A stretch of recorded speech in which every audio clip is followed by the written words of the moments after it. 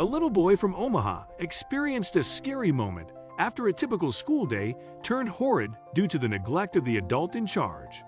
7-year-old Quinci Jordan was having a regular after-school day until it was time for his drop-off. The bus driver pulled up at a stop, and after the young boy descended, he had a crippling feeling of being lost. Quinci was dropped off at the wrong location, despite letting the driver know it was not his destination. However, a quick thinking act from the little boy saved the day and what could have escalated into a dangerous situation. A video posted on YouTube in May 2022 of how Quinci's situation panned out showed the preteen on the front porch in a neighborhood he recognized. In the security footage, the young boy could be seen frantically pressing the bell.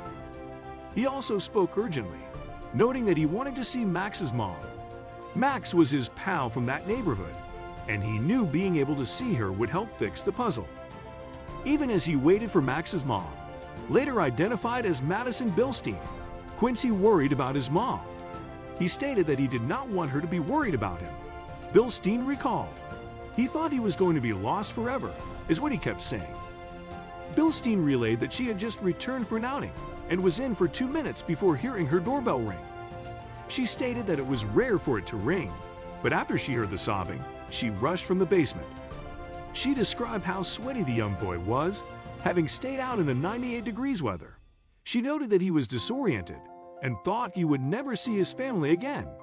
Bilstein, a mom herself, could not imagine the horrifying outcomes that could have played out if Quinci did not know his way around the neighborhood. She told Inside Edition that the little boy had been hysterical. In another part of the clip, Max's mom ushered Quinci in, promising to call his mom. So far, the youngster is reunited with his family, and his mom feels indebted to Bilstein for helping to save the day. The mom in question, Michaela Walker, and her son recounted the incident in another part of the interview. Quinci recalled that the driver opened the door and asked him to get out. Michaela, who did not hide her feelings, was outraged as she described her son. She said about him, as she expressed her shock at how he was treated. "Quinci is probably one of the sweetest, most caring and loving kids, so to be treated like that by an adult just infuriated me." Quinci's mom further questioned what could have become of her child if things got out of hand. She recalled there being a busy intersection at the end of the road, noting that anything could have happened. When asked if she felt like Quinci's hero, Bilstein stated that it was simply a situation of being at the right place at the right time.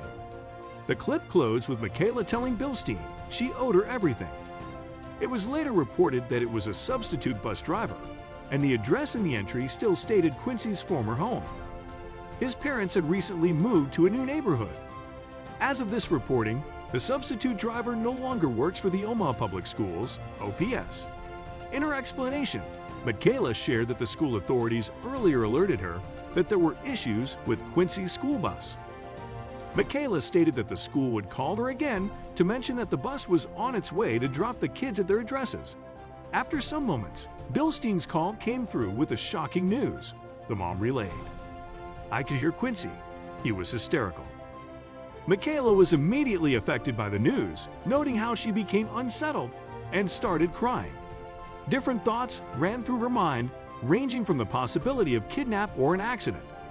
Bilstein shared the same thoughts, noting that the what-ifs ran through her mind all through the night. She played out different scenarios in her head as she shared.